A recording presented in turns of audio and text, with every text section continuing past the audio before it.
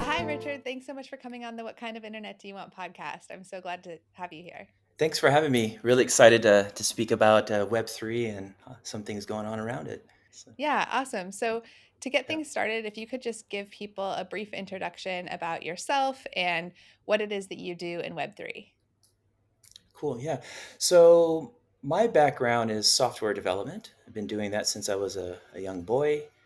So, I grew up through the different phases of technology from the web and to mobile devices and such. And then early on, around 2008, 2009, I was questioning the financial system, like most were at that time, I would think, after the financial crisis.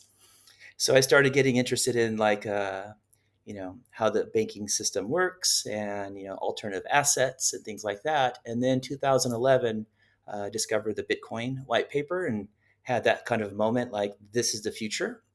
And so at that time, I was in Paris, France, and started meeting up with local people here, very interested in the same thing. And so started getting involved with evangelism and speaking at conferences and talking about crypto and planting seeds around.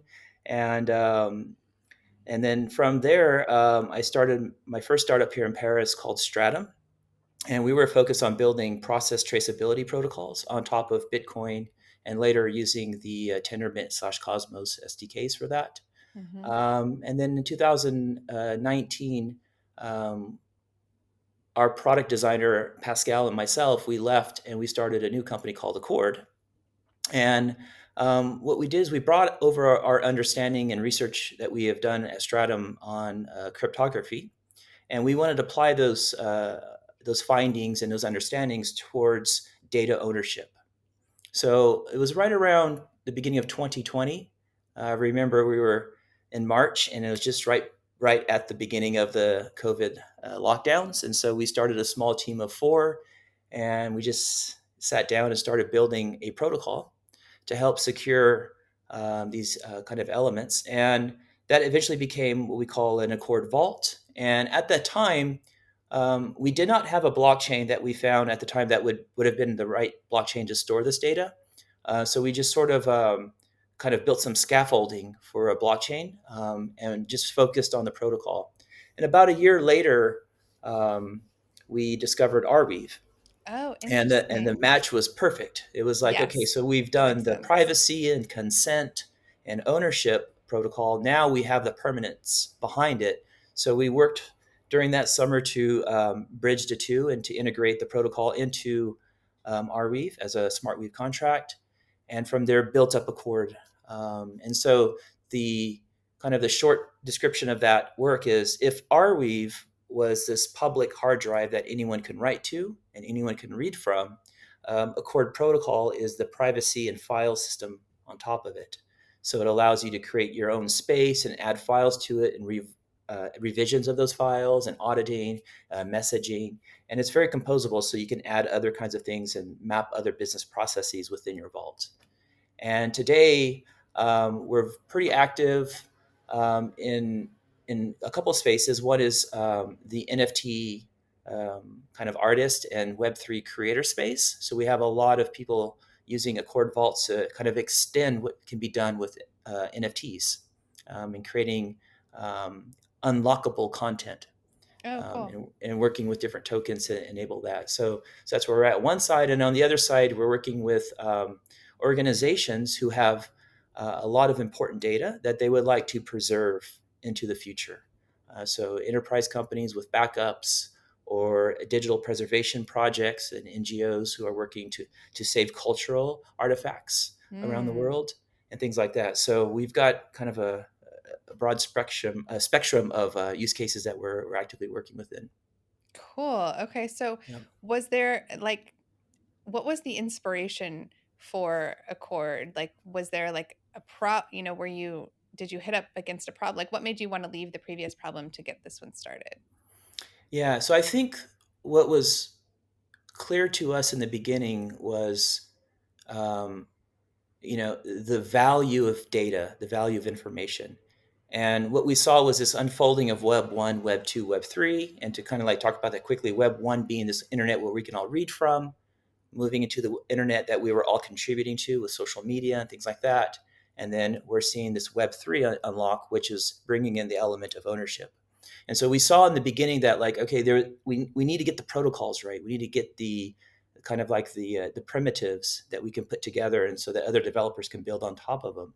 And so Mm-hmm. we focused on three kind of dimensions of that. One was privacy, so working with end-to-end encryption and making sure that we're completely working in zero knowledge, which to us meant data that's either in transit or data that's at rest or data that's being processed all had to be within a zero knowledge context, meaning that no information was being leaked other than any supporting metadata, things like that. So that was the first one, privacy. And then the second was consent. Um, and of course, these always had sort of as a human right. So privacy as a human right. Mm-hmm. um, Mm-hmm. Consent, what you can do with my data, consent as a human right. Yeah. And then the third aspect of that was ownership, meaning that it is a type of property, that it does have value, that it can be exchanged. Mm-hmm. And so the ability to transact with data as a human right. Mm-hmm. So Yeah. those were the three dimensions. That makes so much sense. I love Yeah. the Zcash campaign around privacy is normal, because I think Yeah. that some people, especially in Web 2, have the tendency to be like, well, I don't really care that they're spying on me. I'm not doing anything Mm, wrong. What mm, does it matter?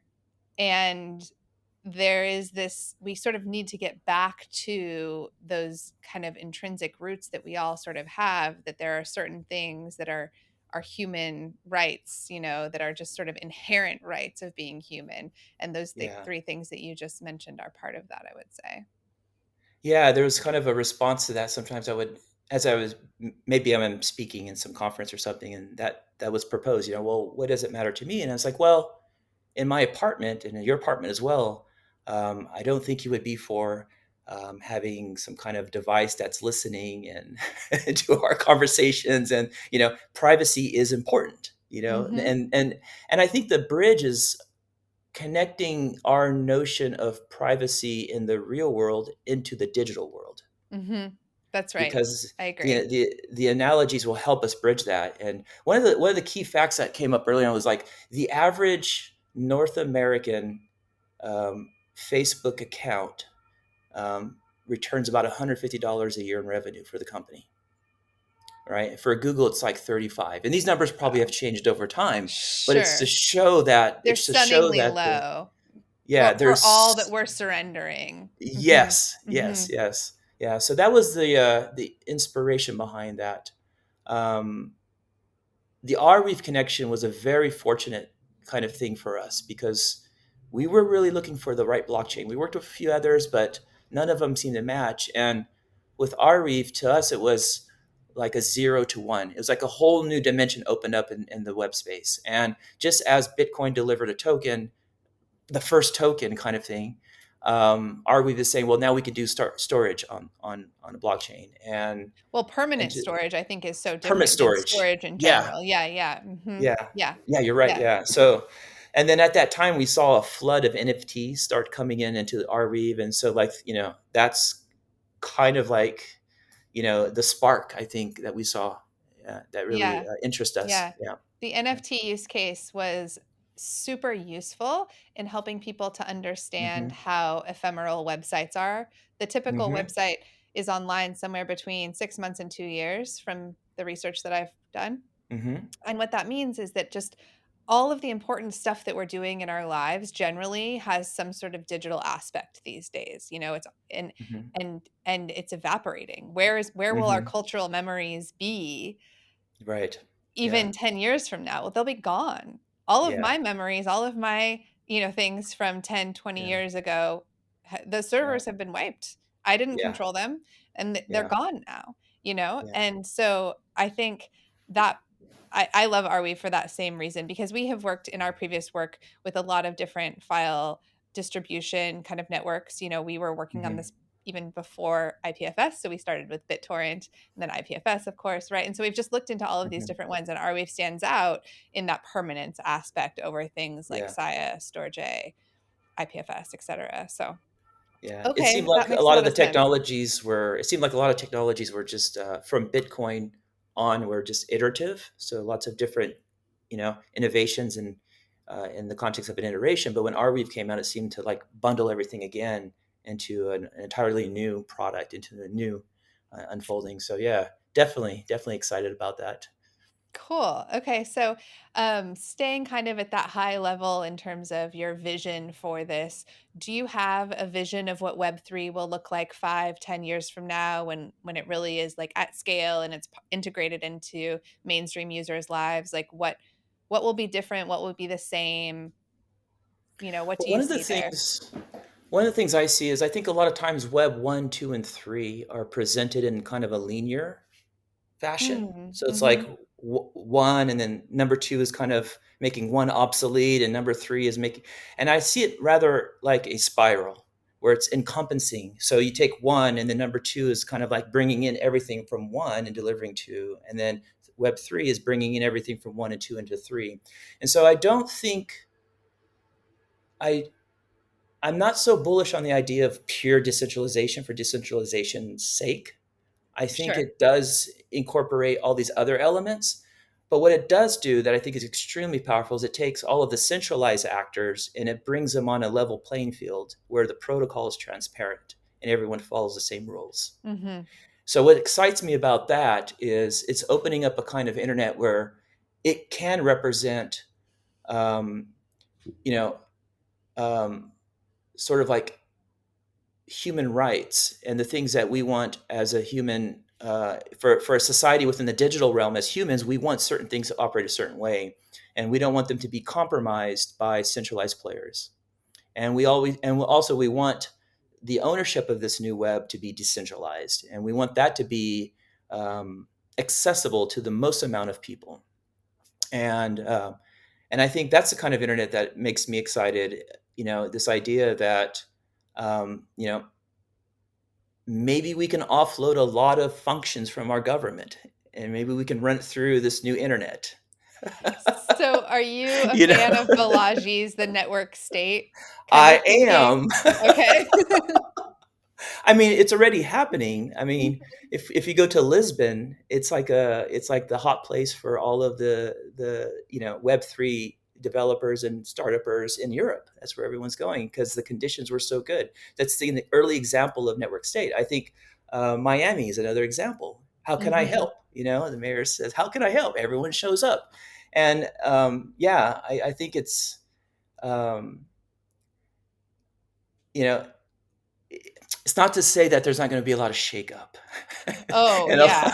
Sure. I mean, I mean, we already see that. Yeah, we already see Right, that. So right, it's right. not Yeah. going to be an easy thing. So Well, um, it's the path from here to where you're talking about getting is going yeah, to be, treacherous and exciting, to be yeah, sure. But yeah, yeah. I think that that's really interesting. It kind of harkens all the way back to I can't remember what it was called now, if it was the Declaration of Independence for the Internet or an Internet Bill of Rights. There was this essay that was Yes, written in the 90s that's very kind of beloved and popular, for putting forth that we need some sort of things that we can count on as citizens of the internet, and that we do yes, have some sort of natural rights that should be respected, yeah. and that currently are not, um, to Yeah, say the I least, guess right? I guess I would say I have a bit of what is it, what do they call this, the solar punk kind of vision, kind Oh, of a, yeah, yeah, it's kind cypherpunk, maybe? yeah, there's Yeah. like a there's the lunar punk, solar punk. I know it's this idea that there is not, um, recognizing that there is a path towards kind of dystopia and there's a path towards, you know, authoritarianism. I think a solar punk vision might be more about, well, there is a potential for a positive vision here as well, not falling into those Mm, extremes. Yeah, okay, I um, like that. yeah. Yeah.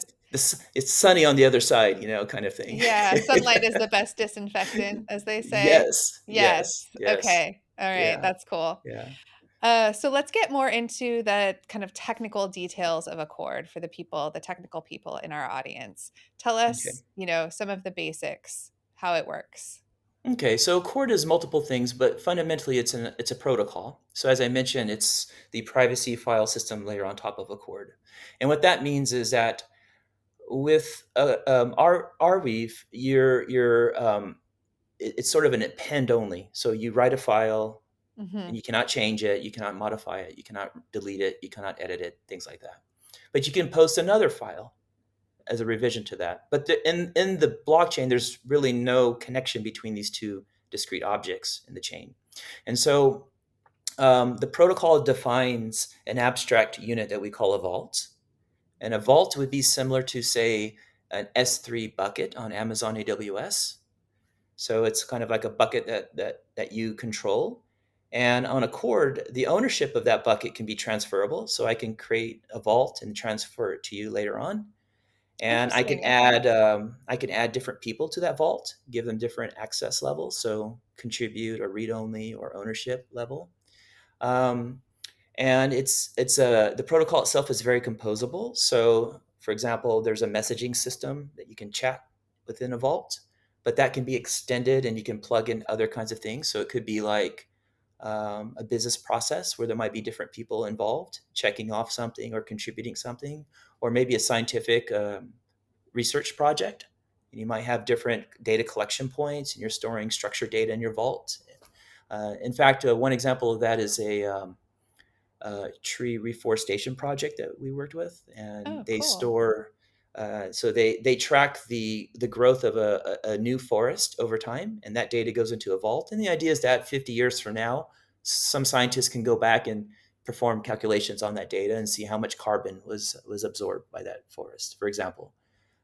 So the composability element is very powerful, and there's different people using it in different ways. So that's the protocol layer that lives on chain, and and that's what powers sort of everything else. So Accord application, the Accord app itself, is a publishing tool. So that's kind of like a Dropbox like experience where you can work with your vaults and add people and things like that. Um, yeah, and then we have the developer tools, so you can integrate your project with other chains and with other Web2 experiences. And what we did, I think, is a little bit different than some of the other Web3 projects in the spirit of Web1 being kind of like folding into Web2, folding into Web3, is is we try to make the onboarding experience very easy. So you have a recovery phrase for your keys, but you log in with username and password, right? To make it really easy Mm. across all devices. And when you need more storage, you can just top up with your credit card. Like you don't have to buy I AR wanted to ask tokens. about this. How do you Yeah, guys do that? Is that because you're yeah, based in France and not in the US? Because yeah, we can't do stuff like that here. I'm yeah. very I jealous. Yeah. So there's a bit of a well, in France, prior to MiCA, so MiCA it was Mm. the European regulations that were just passed, clarifying the difference between stablecoin and virtual currencies and assets and things like that, and tokens. But France was already kind of on board with with enough to where that we can define something as a utility token or as a security token, and there was some room for that. So yeah, we never had an issue with it here.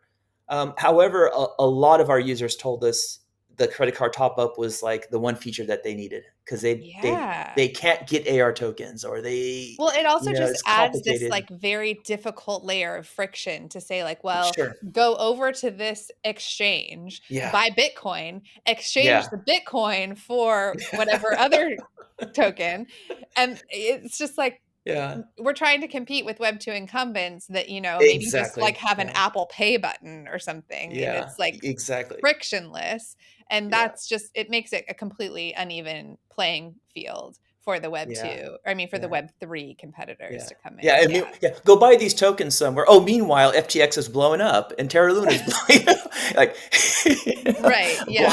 BlockFi just went bankrupt, and no. So Mhm, it's like, mhm. so yeah, so that was a big thing. So what we do is we just buy a lot of R, we hold those R, and we try to make a little bit of profit on top of the R. If we can get 5, 10, 15% on top, we'd be happy with that. Of course, prices are always changing. It is quite interesting. I do have to say, so we are looking at some larger deals um, where they want to store, say, 300 terabytes, or you know, Mm. 2 or 3 Yeah. terabytes a day. And Wow. if you look at today's prices, 300 terabytes might cost you a little over $1 million in storage, right? Yeah. So there is kind of this other thing that we're hitting, some, I should say, some, like, trying to cross that. Um, may require some other kinds of mechanisms. So one of the ideas that we're bouncing around is this idea of like a storage bond.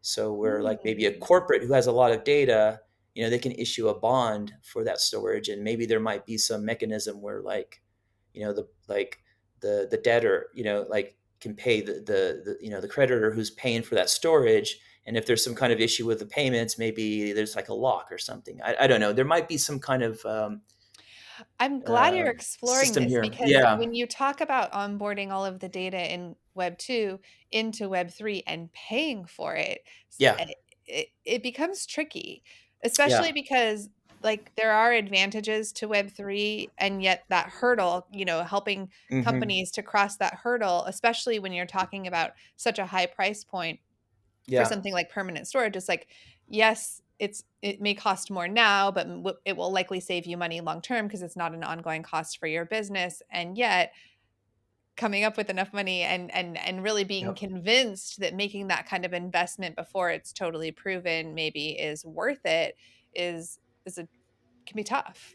Yeah, it's tough. It's saying that, so there is we did the calculations. There's about a so if you're paying monthly to the cloud provider, it's kind of Mm-hmm. a, kind of a linear increasing price. Your total Mm-hmm. cost of ownership is just kind of like that.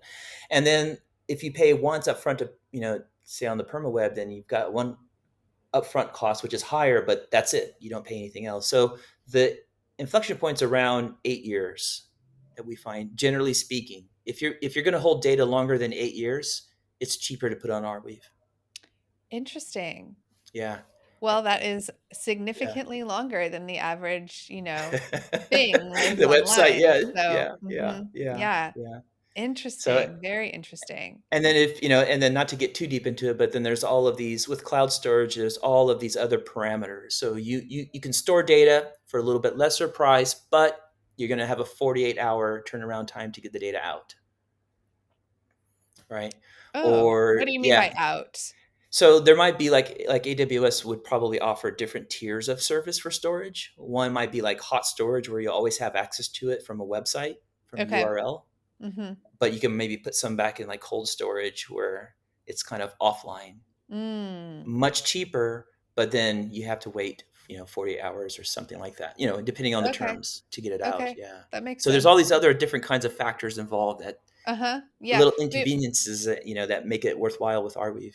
Yeah, okay. That's Yeah. interesting. We were just talking about that with Yeah. Twitter, how I forget the exact amount of time now, but there's like Twitter is actually only storing so much of it themselves, and then they're depending on another service. So that's why when you go to load a tweet that's very old, it will sometimes take Well, longer sometimes, to yeah, recall than yeah, a newer tweet would.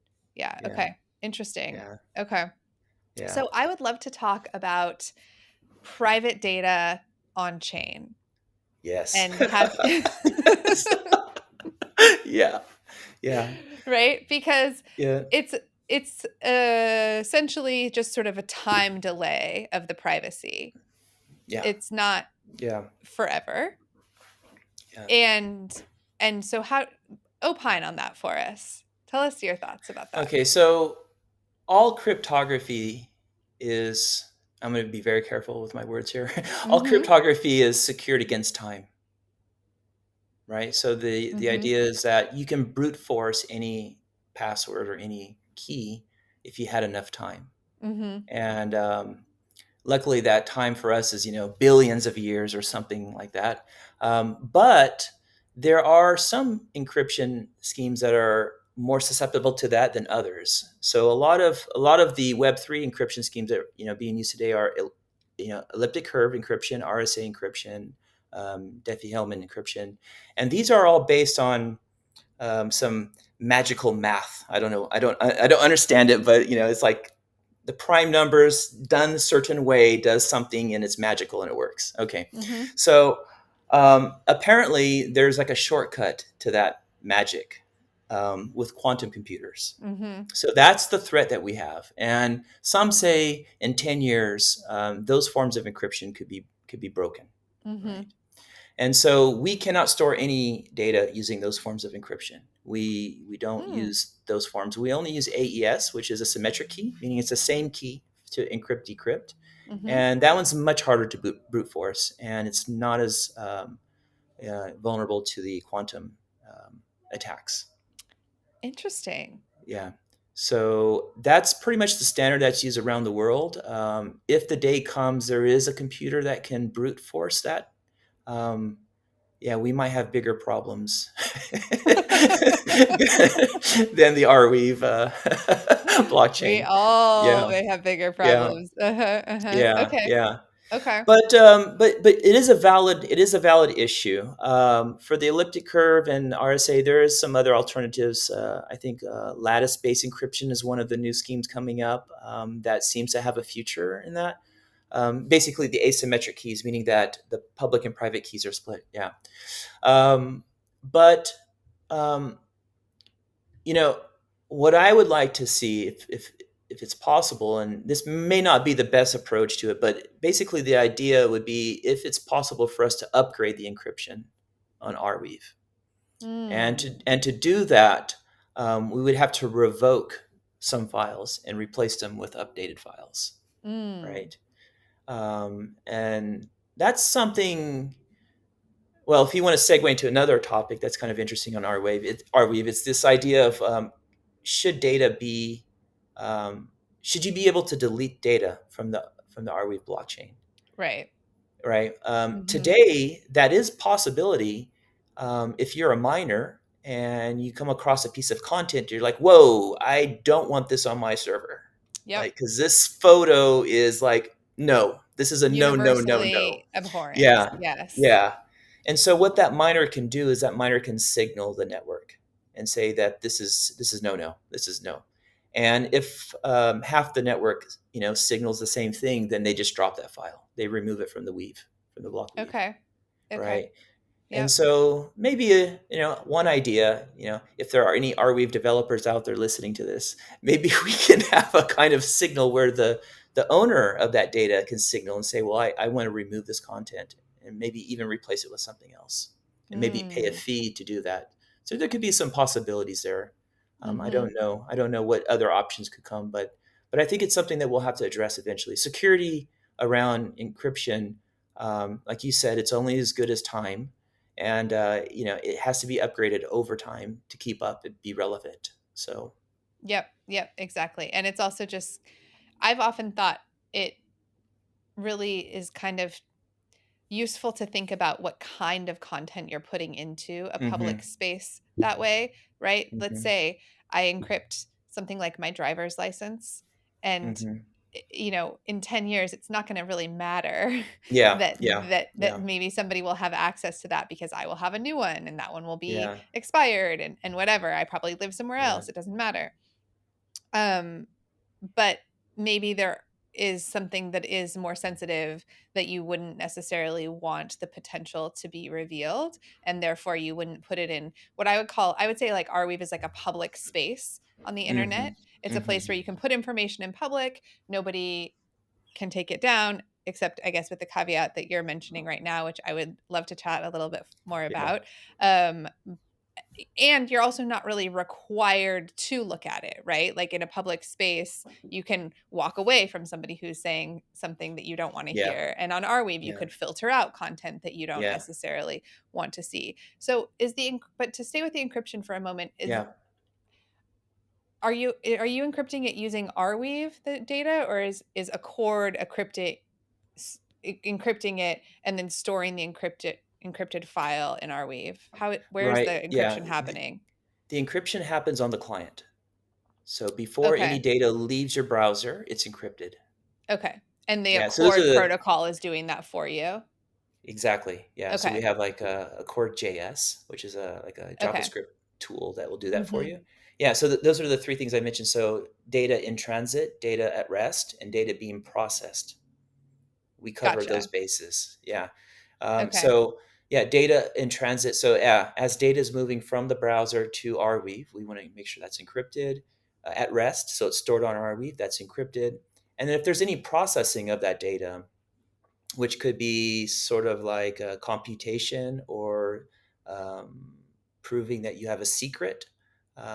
Like your driver's license could be encoded in a certain way where you can prove that you're at least 21 years old without revealing Mm-hmm. your birth date, um, Interesting. Okay. which could be kind of this new world of Web3 could be maybe instead of giving personal information, maybe we prove our secrets, and Mm-hmm. that's possible with zero knowledge proofs and other kinds of cryptography, Mm-hmm. which Mm-hmm. that really excites me is Yeah. It's like improving our enhances. privacy. Yeah, Yeah, privacy. yeah, Ooh, okay. yeah, Very cool. yeah. And with the symmetric key cryptography, who is Hmm. holding those keys? Just the client? Okay, so um, so the so there's kind of like multiple layers to this. Okay. There's when you have multiple people in a vault, there is a shared symmetric key, Oh, okay. right? Okay. This shared symmetric key is encrypted locally and exchanged with asymmetric keys. Okay. Okay. Yeah. Similar to So, how big data is handled yeah, already in yeah, Web 2. Yeah. Okay. yeah. And then Hmm. whenever you have a change to the membership list of that vault, you rotate the keys. Okay. So, You get a so new like symmetric say, key. yeah. So if I start the vault and then I add some things to it and then I invite you to the vault, you're going to have access to that. And then if you Hmm. add things to the vault, we'll have access to that. And then if you leave the vault, that's all you ever have access to. And so new data you will not have access to. Oh, okay. Cool. Yeah. You cannot, there's another kind of little philosophy. You cannot unsee something once you've seen it, Hmm. Hmm. right? So once you've had access to data, revoking that is very difficult, right? Hmm. Because you Sure. just don't Yeah. know if there's another copy and things like that. Right. Yeah. Yeah. Yeah. Absolutely. Everybody can take a screenshot. Exactly. Yeah. Yeah. Yeah. Yeah. Okay, I love it. Do you have any thoughts you want to go into in terms of data deletion and Arweave? Because Yeah. I certainly could make a case for both sides of that Hmm. argument. I wonder what you would say to that, and also which side of it you fall on. I'm more pro. Mm-hmm. I think it's a useful function. Some of our customers want to be able to delete data, so we have an alternative vault that lives in the cloud, Mm. Mm-hmm. right? So it doesn't Mm-hmm. really matter where the vault lives. You just need to be able to have that kind of like ability. If you need to be able to delete the vault or delete data from the vault, then yeah, might as well just leave it in the cloud. That makes sense. Yeah, yeah. Absolutely. Yeah. Um, so like, um, yeah, I, I think the pushback that I've received from proposing this kind of delete function comes from, I think, a place of, well, it's permanent. Like, it's just kind of like maximalizing the idea of permanent data, right? Mm-hmm. And I kind of see it more as maximalizing the ownership of data, Mm. which Mm-hmm. means I should be able to do whatever I want with my data because I own it. Mm-hmm. And if I want Mm-hmm. to delete it from a blockchain, I should be able to do that. So I Mm-hmm. think there's kind of it's like I think the different sides are optimizing for different paradigms or different Mm-hmm. Mm-hmm. perspectives on that. So That makes a lot of sense. And it's something because of the previous work that we did, I've thought a lot about. And I think that you are right that you essentially need to be able to do both. You need to be able to have permanent data and you need to be mhm, able to have data that you can delete. And so it's been a matter of how you make that happen. Where I think it gets tricky is in the idea of deleting things that were intended to be stored in a permanent place. So if mhm, Arweave is offering permanence, but then they're mhm, also offering this ability for the network to signal to delete something, mhm, mhm. the danger that then creates or opens up is like, let's say, 99.9 times out of 100 that is used positively. There's some sort of universally abhorrent material that should not have ever Yeah. existed, and everybody needs to know to get that stuff out of their server and report whoever it is that put it there. However, there is also, have you seen that meme where it's like this huge crowd of people and there's that one guy standing there saying, "Yes, you are all wrong." Yeah. Right? Like every once in a while, Yeah. there Yeah. Yeah. is a voice that still needs to be heard, even Yeah. though it's the Yeah. opposite. It's Yeah. Galileo Yeah. saying that right? And Yeah. so what happens then? Yeah. Yeah. It's And like how saying do you there's, deal with that when yeah. this network is saying this is the place where you can count on data to be permanently available? So, one of the ways that we have thought about overcoming that is, instead of, like you said, that you publish something and then you can publish something else and they're not really connected. One way would Yeah. be to sort of connect them, to say, like, okay, I published this thing, but I no longer want it to exist, right? Yeah. So then you would Yeah. have this filtering mechanism above Yeah. that that would Yeah. say, like, Yeah. this is the official, this is the sanctioned Yeah. list. Yeah. And then you would at least have the ability to sort of audit the Yeah. material that Yeah. had been used to create that sanction list and make sure that the filters are being used correctly and not Yeah. being used to filter out things that were, wrong think of some Right. kind, um, Yeah. nefariously or for, Yeah. So censorship purposes. that's one of the features inside the protocol, Accord protocol, is, so let's say I upload a list of something, and then I upload another version of that list with more in the list.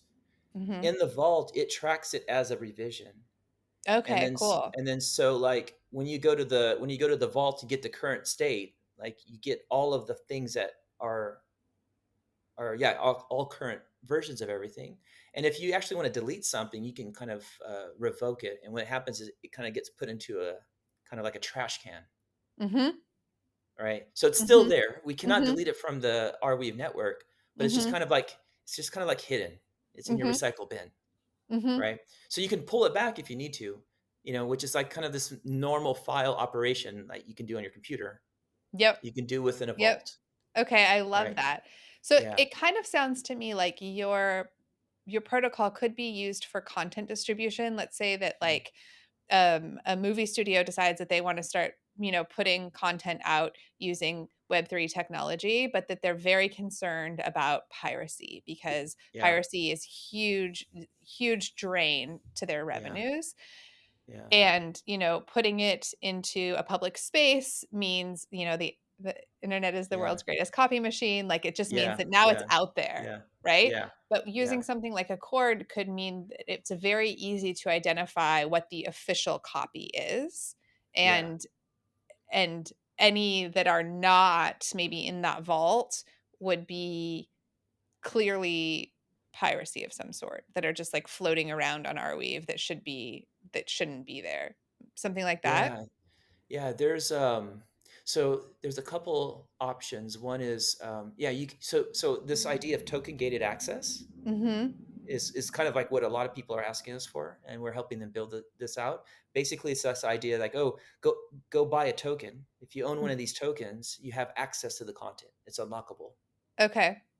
So it's a very, very basic kind of digital rights system, Mhm. right? I can prove Mhm. that I own a token for Mhm. entry, and I can access the data. But like you Mhm. said, um, there's not much you can do about the copy nature of the web. That's Mhm. part of the nature of its medium. I think a lot of um, entertainment and media industries were profiting off of the distribution of content more than the content itself. Mhm. Oh, So, absolutely. yeah, Yeah. a CD, like, you make money off the CD. Oh, okay, the artist does get some royalty, but really it's the distribution that was profitable. Mhm. Um, Mhm. And on the web, where it drives those kind of things, like, kind of like, yeah, distribution costs on the web are driven to zero, Mhm. right? That's where it wants to go. So I think the industry has to rethink what copy means, and rethink what monetization means. And I don't know what the answer is, but I think that there's something with NFT, owning tokens and some kind of like shared ownership. Um, you know, I think what works really well on the web is the memification of things, Mm. right? Mhm. Like, extending this into the realm of what I would call social capital. Um, so capital could be monetary capital, and you use that to build buildings and build houses and whatever. Or social capital could be how a culture values something, Mm. and we call those brands, like Nike and Apple. Like those memes, right? Carry the social, um, Yeah, you know, they have whole stories that go the along with whole them, right? story. Like, Yeah. "Just do it, think different." Yeah. Mhm. Exactly. Yeah. You're tapping into social capital. And so Mhm. the value of the brand is reflecting that social capital. And when you look at NFTs and crypto punks and, all these different projects, they're all trying to tap in and create social capital. And the cool thing about social capital is it's limitless. Mhm. Like we all value something. There's a culture out there that values something, right? That's just how it is. And so NFTs to me are like taking this nebulous kind of social capital construct and pinching out a little piece of value and being able to own it and hold it and be able to exchange it and be able to like use it as collateral and being able to like, so that's where I think entertainment and media needs to tap into, is this kind of idea. That makes And sense. that's way more scalable than just trying to like sell copies of some kind of CD or some Mhm. copy of an MP3. Okay, yeah. How's that working out, right? Yeah.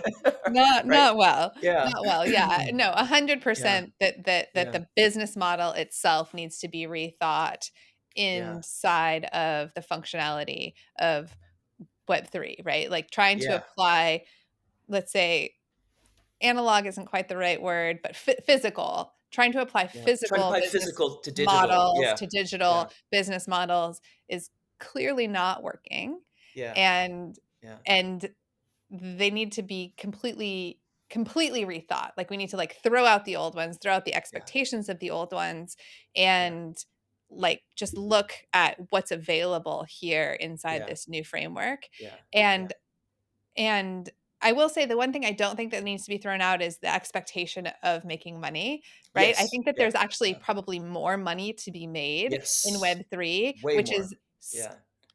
kind of shocking to say because the money that's been made in the physical distribution channels is outrageous, some would say, right?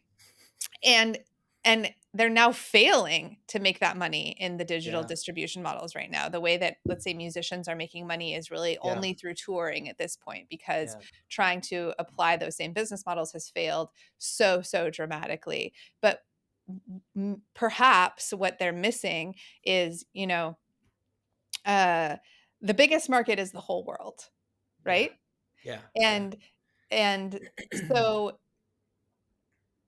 they need to find a way to capture sales that were never available to be captured in the physical market. Like, that's how much it opens up the market. It makes the potential market so much bigger than it Yeah. was with the physical market, that they can bring, I would my opinion is that they can bring the amount that they're selling for down dramatically in Yeah. order to then capture a much larger market. That's kind Yeah. of where I think that the the entertainment executive kind of has blinders on right now in Yeah. terms of Yeah. looking at this problem. Yeah. Yeah. Yeah. Yeah. Well, the business of the business of getting sound from the recording studio to somebody's ear, it's on vinyl, it's on CD, it's on tapes, it's on Yep. streaming. So it's just, they're just trying to monetize the transmission of that media, um, which works really well for the head of a long tail, but you can't really tap into the niche, like all these possible niches of that long tail. And I think that's where Web3 really really shines. Yep. Um, and yeah, yeah, I don't know. I I feel like these ideas are percolating, and they're, Mhm. like at the last bull run, we saw some things come, and then there's a bear market, so kind of Mhm. everything's just kind of like quiet now, and everything. Mhm. No one's excited about it anymore. But then somebody's going to come out with some, the gods NFT or something. They're going to come out with, a basketball shoe or something, and it'll spark something up again, and then like, pick it up. Yeah, I don't know. I don't know what the right answer is, but I think it has to be. Um, yeah, I think it has to be going after this concept of social capital. I think that's where the market is, um, That makes and sense. Yeah, that's interesting. yeah, and it's limitless, right? Mhm. Yeah, it's Mhm. whatever people are interested in now. So yeah, um, So back to yeah. a couple more technical details of Accord. Does Accord protocol have its own token, or does it use AR exclusively? It was okay. So there's a concept in the Arweave ecosystem called a profit sharing token. I don't know if you're Oh, familiar yeah. with this. I Yeah, have heard of profit sharing this, yeah. tokens. Yeah. So the idea is that if you build a protocol, um, you basically pay three components to the fee. So one component of the fee is the transaction cost to get validated, to get confirmed, so to get your transaction into the network. The second component is the storage. So depending on how much data that you're putting into the network, you pay appropriately. And the third one is what's called a community fee, and that's a component that goes back to those who have the token. So it's kind of Hmm. like a sort of like a parallel to the dividend, for example, Okay. but it's based on Interesting. It's kind of transaction like fees. staking, but not? Yeah, kind of like it's like saying it's just like saying, um, I bought this token, and as a holder, as a token holder, I'm entitled to this little fraction of an AR token that's paid to the network, to the Okay. protocol, I should say, to the protocol. Yeah, and so that's one way of funding these projects, right? And so that was the original plan of Accord, was to release a token with the Accord protocol, and then kind of with this whole, you know current state of things, we said we're just going to pause for now. Mm. Yeah, dude, let's see what the SEC is going to do. Let's see what this, Coinbase lawsuit's going to turn up, and Yeah.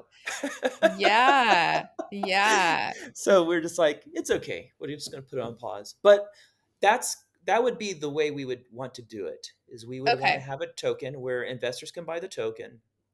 um, it should not be a security token. It should be, because we want that token to represent open source software and protocols.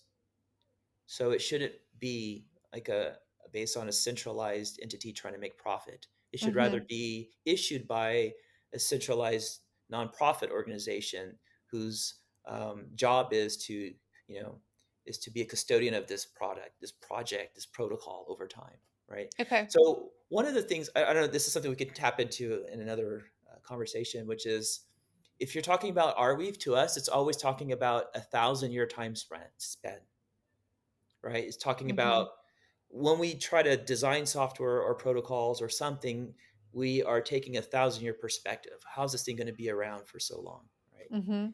And so, um, for-profit companies tend to, come and go. So we want to design something that's lasting, that's going to, be for the long run. So I think that's a different take on building a business. Um, Mhm. Different perspective, Different certainly. perspective. Yeah, Mhm. yeah, yeah. Um, but Well, on that note yeah. of, regulation and what might happen, how Hmm. has is MiCA a factor for you guys at this point? Um, well, it's bringing clarity, and um, it's bringing other companies, like Coinbase and Kraken. I think they're all kind of like moving. Was it Circle? I think made an announcement in France. Binance, Oh, like wow. they're all coming here to headquarter in Europe, because this is where things Wow. can move better. Yeah. Yeah. Mhm. So the U.S. needs to move, because um, they're going to probably lose a lot of startups to Europe.